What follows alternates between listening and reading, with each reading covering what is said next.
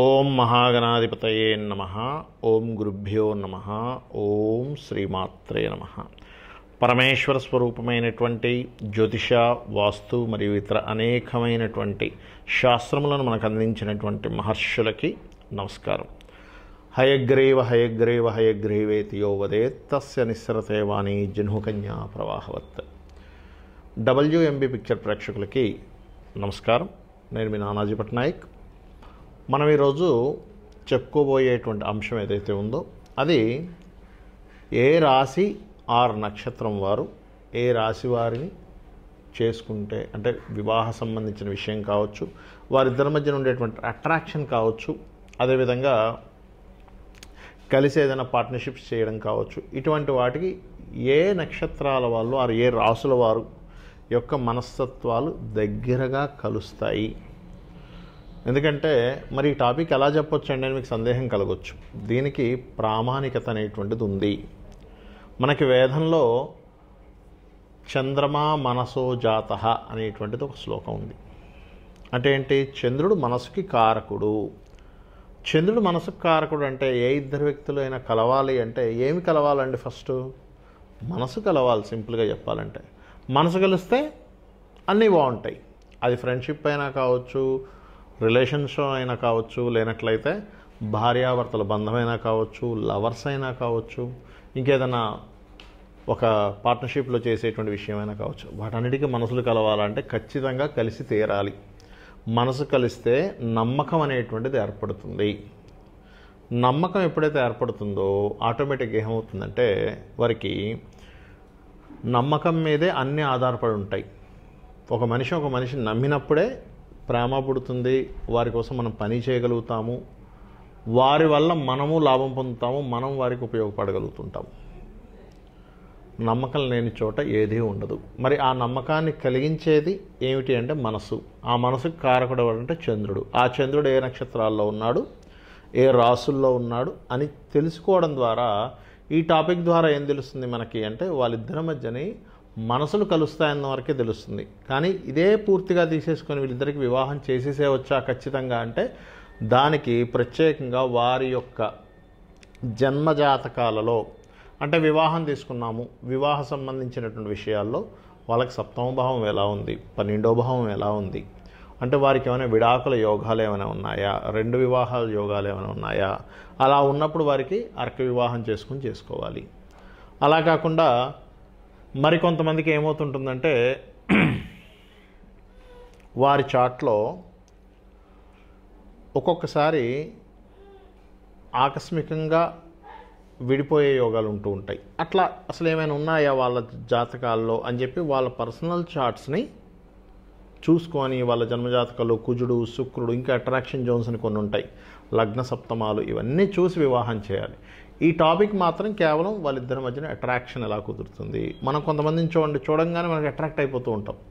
వాళ్ళు చేసే ప్రతి చర్య మనకు నచ్చుతూ ఉంటుంది, మనం చేసే ప్రతి చర్య వాళ్ళకి నచ్చుతూ ఉంటుంది. చిన్న చిన్న విషయాలు నచ్చకపోవడం అనేటువంటిది కామన్ విషయం, దట్ ఈస్ డిఫరెంట్. బట్ ఇక్కడ ఏమిటి అంటే మనం అర్థం చేసుకోవాల్సినటువంటిది ఇవాళ మనం చెప్పుకోబోయేటువంటి టాపిక్ ఈ రాశి ఈ నక్షత్రం వారికి మనసులు కలుస్తాయి. కర్కాటక రాశి వారికి, కర్కాటక రాశిలో ఉన్నటువంటి నక్షత్రాల వారికి ఎవరితో అట్రాక్షన్ కానివ్వండి, అదేవిధంగా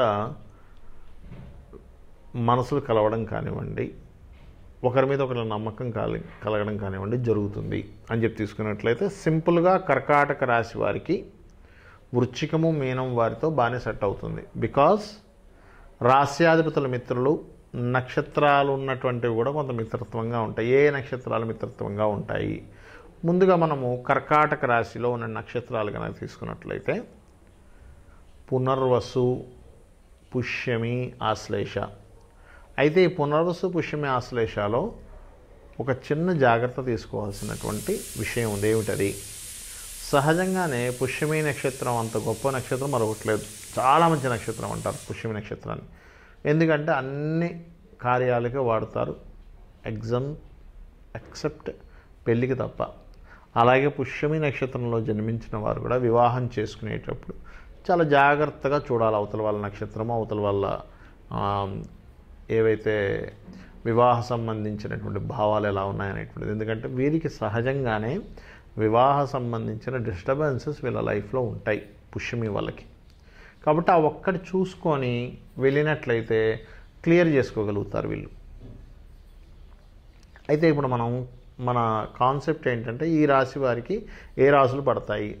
కామన్గా తీసుకుంటే ఇక్కడ మనకి వృశ్చికము అండ్ మీనం పడుతుంది. అలాగే నక్షత్రాలు కూడా తీసుకుంటే అందులో ఉన్నటువంటి పునర్వసు 4, పుష్యమి, ఆశ్లేష ఉన్నాయి. సేమ్ యాజ్ ఇట్ ఈజ్ ఇక్కడ కూడా మనకి వృశ్చికంలో కూడా విశాఖ 4, అనురాధ, జ్యేష్ఠ ఉంటుంది. మీనరాశిలో కూడా తీసుకున్నట్లయితే పూర్వభాద్ర 4వ పాదము, ఉత్తరాభాద్ర, రేవతి నక్షత్రాలు ఉంటాయి. సో గురు నక్షత్రాలు 3 సెట్ అవుతున్నాయి, శాటర్న్ నక్షత్రాలు 3 సెట్ అవుతాయి. బుధ నక్షత్రాలు ఏవైతే ఉంటాయో ఆశ్లేష మరియు జ్యేష్ఠ, అదేవిధంగా రేవతి నక్షత్రాలు, ఈ 3 కూడా ఖచ్చితంగా సెట్ అవుతున్నాయి. కాబట్టి ఇక్కడెక్కడ నక్షత్ర సంబంధించినటువంటి కండిషన్స్ ఏమీ లేవు. కర్కాటకము అనగానే వృశ్చిక మీన రాశి వాళ్ళకి సెట్ అయిపోతుంది మనసు వరకు, రైట్. ఇక మిగతా రాశులు దగ్గరికి వద్దాం ఇప్పుడు మనం. సేమ్ ఏదైతే కర్కాటక రాశిలో ఉన్న వాళ్ళు సింహరాశి వాళ్ళని చేసుకోవాలనుకున్నారు, ఉదాహరణకి రాస్యాధిపతులు మిత్రులై, నో డౌట్ అబౌట్ దట్. అలాగే ఇక్కడ నక్షత్రాల విషయం దగ్గరికి వెళ్ళినట్లయితే మాత్రం ఎగ్జామ్షన్స్ ఉంటాయి. ఏమిటది? ఇందులో ఉన్నటువంటి పుష్యమి నక్షత్రము సింహరాశిలో ఉన్నటువంటి ఏదైతే మఖా నక్షత్రం ఉంటుందో దాంతో పడదు. అలాగే అదే పుష్యమి నక్షత్రము ఇందులో ఉన్నటువంటి ఉత్తరాషాఢ 1వ పాదంతో మనసు కలవదు, కనెక్ట్ అవ్వదు తొందరగా. అంటే 50% కనెక్ట్ అవుతూ ఉంటుంది. ఎందుకంటే రాస్యాధిపతులు మిత్రులు అయిపోయారు కదా, అమ్మ నాన్న కదా రవిచంద్రులు అంటే. కాబట్టి అదొకటే రకమైన జంట కాబట్టి 50% వరకు సెట్ అవుతుంది. అలాగే మిగతా ఏవైతే పునర్వసు ఉంది 4వ పాదం కర్కాటక రాశిలో, అదేవిధంగా ఆశ్లేష ఉంది, ఇవి మాత్రం మిగతా వాటికి సెట్ అవుతాయి. అంటే ఏంటి, పుబ్బాకి సెట్ అవుతుంది, మన ఆశ్లేష వెళ్ళి మనకి కేతు నక్షత్రంతో కొంతవరకు సెట్ అవుతుంది. అదేవిధంగా రవి నక్షత్రంతో కూడా ఆశ్లేష ఆ సింహరాశిలో ఉన్నటువంటి ఉత్తరాషాఢతో సెట్ అవుతుంది, ఉత్తరా నక్షత్రంతో సెట్ అవుతుంది. So no need to worry. అంటే ఏంటి, కేవలం పుష్యమి నక్షత్రాన్ని మాత్రం సింహరాశిలో ఉన్నటువంటి మఖా నక్షత్రంతో సెట్ పూర్తి స్థాయిలో అవ్వదు, మనసు పెద్దగా కలవదు, పక్కన పెట్టేసేయాలి. ఇక అదే కర్కాటక రాశి వారికి కన్యారాశి వారితో పరిస్థితి ఏమిటి? ఇక్కడ కూడా సేమ్ కాన్సెప్ట్ వర్తిస్తుంటుంది. ఎలాగా, పునర్వసు అండ్ ఆశ్లేష నక్షత్రాల వాళ్ళు ఈ 3 నక్షత్రాల్లో మీకు ఉత్తరా నక్షత్రము, హస్త నక్షత్రం వరకు ఓకే, కానీ ఆశ్లేషకి మరియు అదేవిధంగా ఇందులో ఉన్నటువంటి ఏదైతే చిత్తా నక్షత్రం ఉంటుందో 1-2 పాదాలు దానికి సెట్ కాదు, కలవు, ఇంకా కొట్టుకుని ఉంటారు ఇంక 24 గంటల. వీళ్ళు మిస్కమ్యూనికేషన్స్ జరుగుతూ ఉంటాయి. ఒకటంటే ఒకటి అర్థమవుతూ ఉంటుంది వారికి. అది పార్ట్నర్షిప్ అయినా వివాహమైనా ఏదైనా గుర్తుపెట్టుకోండి. అలాగే మరొకటి ఏంటంటే, ఈ కర్కాటక రాశిలో పుష్యమి నక్షత్రానికి కూడా చిత్తా నక్షత్రంతో పడదు. వీళ్ళు కూడా ఒకటే గొడవ పెట్టేసుకుంటూ ఉంటారు, తెల్లవారితే గొడవ అట్లా ఉంటుంది. ఎందుకు అంటే వీళ్ళ మనసులు వాళ్ళని చూడంగానే వాళ్ళు చేసే పనులు, వాళ్ళు చేసే చర్యలు గొడవ పెట్టుకునేలాగా కనెక్ట్ అయిపోతూ ఉంటాయి. గొడవ పెట్టుకునేలాగా అంటే ఏంటి, వాళ్ళు మొత్తం పని చేస్తే వాళ్ళ పనిలో మిస్టేక్ని ఎంచి పట్టుకునే దాంట్లోనే ఉంటుంది. ఎక్కడ మిస్టేక్ ఉంది దాన్ని పట్టుకుంటూ ఉంటారు. చేసినటువంటి 99% ఏదైతే గొప్ప విషయం ఉందో దాన్ని పట్టుకోరు. ఎక్కడ మిస్టేక్ ఉంది దాన్ని పట్టుకుందాం అనే దాంట్లోకి వెళ్తూ ఉంటుంది, గుర్తుపెట్టుకోండి. సో ఈ యొక్క విషయాలు జాగ్రత్తగా చూసుకోవాలి. అలాగే ఇదే కర్కాటకం వారికి తులారాశితో చేసాం వివాహం కావచ్చు, మనసులు కలుస్తాయి లేవా, ఈ కాన్సెప్ట్ కనుక చూసినట్లయితే తులారాశిలో ఉన్నటువంటి ఏదైతే ఇక్కడ ఇప్పుడు కర్కాటక రాశిలో పునర్వసు 4వ పాదం ఉంది, పుష్యమి, ఆశ్లేష ఉన్నాయి కదా. ఇందులో పుష్యమి అండ్ ఆశ్లేష నక్షత్రం వారు ఏదైతే మన ఈ చిత్తా 3-4 పాదాలతో మాత్రం సెట్ కాదు, మనసు కలవు. కానీ మిగతా ఏదైతే స్వాతి అండ్ విశాఖ ఉందో మిగతా నక్షత్రాలతో 50% వరకు వీళ్ళు మ్యాచ్ అవుతుంది. అంటే ఏమవుతుంది ఇక్కడ క్లియర్గా నక్షత్రం కూడా చాలా పాత్ర పోషిస్తుంది. రాస్యాధిపతి బాహ్యంగా పోషిస్తే నక్షత్రాధిపతి ఇన్నర్గా ఇన్డెప్త్గా వాళ్ళ ఆలోచన విధానం మీద చూపిస్తూ ఉంటుంది. ఎందుకంటే ఇలా ఓన్లీ చంద్రుడినే తీసుకుంటున్నామంటే చంద్రుడు మనకు చాలా దగ్గరగా ఉంటాడు. చంద్రుడు మనసు కారకుడు. మన మనసుకి మనకి సంబంధాలు ఉంటాయి. సో ఇది కంపల్సరీ చూసుకోవాలి. ఇక కర్కాటకం వారికి మనం ఇందాక ఆల్రెడీ వృశ్చికానికి అండ్ మీనానికి సెట్ అవుతుందని చెప్పుకున్నాం కాబట్టి అవి అయిపోయాయి. మన ధనుసు రాశిలోకి రండి. ధనుసు రాశిలోకి వస్తే ధనుసు రాశిలో ఆ కర్కాటకంలో ఉన్న పుష్యమికి ధనుసు రాశిలో ఉన్నటువంటి పూర్వాషాఢ నక్షత్రం వాళ్ళకి మనసులు కలుస్తాయి. కానీ అదే దాంట్లో ఉన్నటువంటి మూలా నక్షత్రానికి ఉత్తరాషాఢ నక్షత్రానికి కలవదు. కానీ అందులో ఉన్నటువంటి కర్కాటక రాశిలో ఉన్నటువంటి పునర్వసు నక్షత్రానికి మరియు ఆశ్లేష నక్షత్రానికి ఈ ధనుసు రాశిలో ఉన్నటువంటి మిగతా నక్షత్రాలు ఏవైతే ఉన్నాయో మూల అండ్ ఉత్తరాషాఢకి సెట్ అవుతుంది. ఇది షష్టాష్టకాలు అయినప్పటికీ ఇక్కడ కూడా కొంతవరకు రాస్యాధిపత్యం మిత్రుత్వం ఉంది. రాస్యాధిపత్యం అనేటువంటిది. సో ఇది ఇంతవరకు చూసుకోవచ్చు. అంటే మనసులు కలవడమే. మీరు బాగా అర్థం చేసుకోండి. ఇది కేవలం మనసు కలవడమే, అట్రాక్ట్ అవ్వడమే, ఒకళ్ళ మాట వాళ్ళకి అర్థం అవ్వడమే, ఒకళ్ళ మనసు ఒకళ్ళు అర్థం చేసుకోవడమే. ఇంతవరకే దీని కాన్సెప్ట్. ఇది అద్భుతం వెళ్ళి పెళ్లి చేసేసుకోండి అని అనుకునేది కాదు. వివాహం అనేటువంటిది సప్తమ భావాన్ని, 12వ భావాన్ని, కుజుడు, శుక్రుడు, లగ్న సప్తమాలు, వాళ్ళ ఆలోచన విధానాలు, వాళ్ళకు నడుస్తున్నటువంటి దశలు, వాళ్ళకున్న యోగాలు, 2 వివాహాల యోగాలు, ఇవన్నీ చాలా చూడాలి. ఇక మకరం దగ్గరికి రండి. అంటే కర్కాటకం వారికి మకరం వారికి ఎలా ఉంటుంది? మకరం అనేటువంటిది ఇక్కడ చూసుకున్నట్లయితే అందులో ఉన్న నక్షత్రాలు ఉత్తరాషాఢ, శ్రవణ, ధనిష్ట. కానీ ఇందులో మీకు పునర్వసు, పుష్యమి, ఆశ్లేష.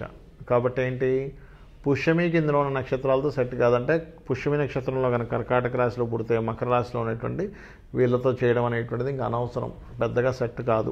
కొట్టుకోవడం తప్పితే ఏముండదు ఇంక అక్కడ. ఎందుకంటే రాష్ట్రాధిపతులు పెద్ద మిత్రులు కాదు, నక్షత్రాధిపతులు పెద్ద మిత్రులు కాదు. మరి ఆశ్లేష నక్షత్రంలో జన్మించిన వాళ్ళ పరిస్థితి ఏమిటి అంటే ఇక్కడ ఈ మకర రాశిలో ఉత్తరాషాఢ వరకు కొంత కలుస్తుంది, శ్రవణం వరకు కొంత అనుమానాస్పదంగా వెళ్తూ ఉంటుంది. అంటే ఒకరినొకరు పెద్దగా నమ్మరు. ధనిష్ట నక్షత్రం దగ్గరికి వచ్చేసరికి మాత్రం అసలు కలవదు మళ్ళీ ఆశ్లేషతో. సో ఇక్కడ కూడా పెద్దగా ఒక నక్షత్రానికి మాత్రమే కొంతవరకు స్కోప్ ఉంది. ఒక నక్షత్రం వరకే ఉంది ఆశ్లేషతో. కానీ పునర్వసు నక్షత్రం ఉంటుంది మనకి కర్కాటక రాశిలో. వారికి మాత్రం ఈ యొక్క మకర రాశిలో ఉన్నటువంటి నక్షత్రాలు అన్నిటితోనే సెట్ అయిపోతుంది. అంటే ఏంటి, మనసు అనేటువంటిది మకరాన్ని కర్కాటకాన్ని రెండింటినీ కలిపి తీసుకుంటే గురువు నక్షత్రం అయినటువంటి వారికి అంటే పునర్వసు నక్షత్రం 4లో పుట్టిన వారికి వీరితో సెట్ అయ్యే ఛాన్సెస్ ఎక్కువగా ఉన్నాయి మనసులు. అంతేగాని 100% కాదు, ఎక్కువగా ఉన్నాయి అంతే. ఇక కర్కాటకం వారికి, కుంభం వారికి చూసుకోండి. ఇవి షష్టాష్టకాలు అవుతూ ఉంటాయి. అయితే మనం చూడాలి కొంతవరకు, అంటే ఎంతవరకు సెట్ అవుతుంది. కర్కాటక రాశిలో పుష్యమి ఉంది. ఆ పుష్యమి ధనిష్టాతో సెట్ కాదు, శతభిషంతో యావరేజ్గా సెట్ అవుతుంటుంది, పూర్వభాద్రాతో యావరేజ్గా సెట్ అవుతూ ఉంటుంది. సో పుష్యమి నక్షత్రం చాలా మటుకు రూల్డ్ అవుట్ అయిపోయింది. అలాగే ఆశ్లేష నక్షత్రం కూడా ధనిష్టాతో సెట్ కాదు, కానీ అందులో ఉన్నటువంటి శతభిషము పూర్వభాద్రతో ఓకే. అంటే ఆశ్లేషకి వీళ్ళకి చేసుకోవచ్చు. కానీ ఇక్కడ మనం ఏదైతే పునర్వసు 4వ పాదం ఉందో కర్కాటక రాశి వారికి మాత్రం ఈ కుంభరాశిలో ఉన్నటువంటి ధనిష్ట 1-2 పాదాల వరకు ఓకే, అంటే యావరేజ్ వెళ్తుంది. శతభిషానికి పెద్దగా పనిచేయదు, పూర్వభాద్రతో పనిచేస్తుంది. ఇక్కడ షష్టాష్టకాలు అయినప్పటికీ కూడా పూర్వభాద్ర అండ్ విశాఖ మన పునర్వసు 4వ పాదానికి మనసులు కొంతవరకు కలుస్తాయి. అంటే ఇవన్నీ ఏంటంటే మన కర్కాటక రాశి వారికి వృశ్చిక మీనానికి సెట్ అయినట్టుగా వీళ్ళకి అంతా పూర్తిగా సెట్ కావట్లేదు మిగతా రాశుల వాళ్ళకి. ఈ తేడా తెలియాలని నేను మీకు ప్రతి రాశిది చెప్తున్నా, ప్రతి రాశితో కనెక్టివిటీ పెట్టుకుంటూ. అది ఇక మేషంలోకి రండి. మేషంలో కనుక వచ్చినట్లయితే పుష్యమి వారికి భరణితో సెట్ అవుతుంది కర్కాటక రాశిలో. అదేవిధంగా ఆశ్లేష వారికి భరణితో సెట్ అవుతుంది, సందేహం లేదు. పునర్వసు వారికి మాత్రం మన అశ్విని అండ్ కృతికా నక్షత్రం వారికి మనసులు కలుస్తాయి. ఇది పాయింట్లు కాదు. మీరు వెంటనే పంచాంగం తెరిచేసి ఇదేంటండి పాయింట్లు ఇక్కడ తక్కువ ఉన్నాయనేమో మనసు కలుస్తుంది అంటున్నారు అనుకోకండి. ఇది పాయింట్స్ కాన్సెప్ట్ కానే కాదు. కేవలం మనసులు కలవడము, అట్రాక్ట్ అవ్వడం, ఇద్దరు వ్యక్తులు చూడంగానే మనం ఎప్పుడో మనం ఆల్రెడీ చూసినట్టు అనిపిస్తూ ఉంటుంది. కారణం ఏంటంటే వీళ్ళు పాస్ట్ లైఫ్లో వీళ్ళు ఫ్రెండ్స్ అయి ఉంటారు. అందుకని తొందరగా కలుస్తారు వీళ్ళు. ఈ నక్షత్రాల్లో జన్మించిన వాళ్ళు, ఈ నక్షత్రంలో జన్మించిన వాళ్ళతో పాస్ట్ లైఫ్ ఫ్రెండ్షిప్ ఉంది ఇక్కడ. అందుకని మనం తొందరగా అట్రాక్ట్ అవుతాం, వారికి తొందరగా కలిసిపోతాం, వెళ్ళిపోయి వాళ్ళకి ఏదైనా సేవలు చేస్తాం, వాళ్ళ నుంచి సేవలు పొందుతాము. అది ఎట్లా మనస్ఫూర్తిగా తిట్టుకుంటూనో గొడవ పెట్టుకుంటున్నో కాదు. సో ఈ మేషరాశిలో ఉన్నటువంటి వీరికి ఈ నక్షత్రాల వాళ్ళతో వీళ్ళకి ఇంతవరకు సెట్ అవుతుంది. ఎందుకంటే రాశ్యాధిపతుల మిత్రులు ఇక్కడ కాబట్టి విశాఖలో జన్మించారు అశ్వినిని, కృతికాని మనసులు కలుస్తాయని డిసైడ్ అవ్వచ్చు. పుష్యమిలో జన్మించారు, భరణి వరకు మనసులు కలుస్తాయని తీసుకోవచ్చు. ఆశ్లేషలో జన్మించారు కర్కాటక రాశిలో, ఇందులో ఉన్నటువంటి కృతిక అండ్ భరణితో కలుస్తాయని చెప్పుకోవచ్చు. ఇప్పుడు అదే కర్కాటకం వారు వృషభ రాశి వారితో ఎలా ఉంటుంది? వృషభంలో చూస్తేనేమో మనకి ఏ నక్షత్రాలు ఉంటాయి? కృతిక 2, 3, 4 పాదాలు, రోహిణి, మృగశిర. కానీ ఇందులో ఉన్నటువంటి పుష్యమితో సెట్ కాదు, మన మృగశిరాతో ఆశ్లేషకు సెట్ కాదు. కానీ పునర్వసుకి ఇందులో ఉన్నటువంటి 3 నక్షత్రాలకు సెట్ అవుతుంది. అంటే పునర్వసు 4వ పాదంలో జన్మించినటువంటి కర్కాటక రాశి వారికి వృషభ రాశిలో ఉన్నటువంటి ఆల్ స్టార్స్తోని సెట్ అవుతుంది. ఎంతవరకు? 50% వరకు. ఎందుకంటే రాశ్యాధిపతులు ఈజ్ నాట్ మిత్రులు కాదు, శత్రువులు వాళ్ళిద్దరూ కూడా. అంటే వీళ్ళకి శత్రుత్వాలు కలిగినప్పుడు ఏం జరుగుతుంది? వీళ్ళిద్దరు వివాహం చేసుకున్నప్పుడు కూడా వీళ్ళిద్దరి మధ్యన ఎవరి ద్వారా ఇబ్బందులు వస్తాయి? మరో స్త్రీ ద్వారా వస్తాయి ఇబ్బందులు. అత్తగారో, తోటికోడలో, ఆడపడుచో వీళ్ళ ద్వారా వస్తూ ఉంటాయి. ఇక పునర్వసు వాళ్ళు మిథునం వారిని చేసుకుంటే ఎలా ఉంటుంది? అంటే వివాహం కావచ్చు, ఫ్రెండ్షిప్, అట్రాక్షన్, గట్రా చూసుకున్నట్లయితే ఈ పునర్వసు అందులో కూడా పునర్వసు ఉంది. ఏది పునర్వసు 1, 2, 3 పాదాలు ఉంటే ఇందులో 4వ పాదం ఉంటుంది. ఈ రెండింటి వరకు ఓకే. ఇందులో ఉన్న పుష్యమికి ఆరుద్ర వరకు మనసులు కలుస్తాయి. ఇందులో ఉన్న ఆశ్లేషకి ఆరుద్రకి మనసులు కలుస్తాయి. కానీ మిథున రాశిలో ఉన్నటువంటి మృగశిర 3, 4 పాదాలకి ఇందులో ఉన్నటువంటి పుష్యమి, ఆశ్లేషకి మాత్రం పడదు. వీళ్ళిద్దరికీ వివాహం చేస్తే గొడవలు వస్తూ ఉంటాయి, మనసులు కలవు. కాబట్టి మనం ఇప్పుడు ఇక్కడ బాగా కలిసేవి ఏం తీసుకున్నాము అంటే వృశ్చికము అండ్ మీనం తీసుకున్నాము. మిగతా వాటిలో చాలా ఎగ్జామ్షన్స్ ఉన్నాయి. ఇది చూసుకొని వీళ్ళకి మనసులు కలుస్తాయని చెప్పి డిసైడ్ అవ్వాలి. శ్రీమాత్రే నమః.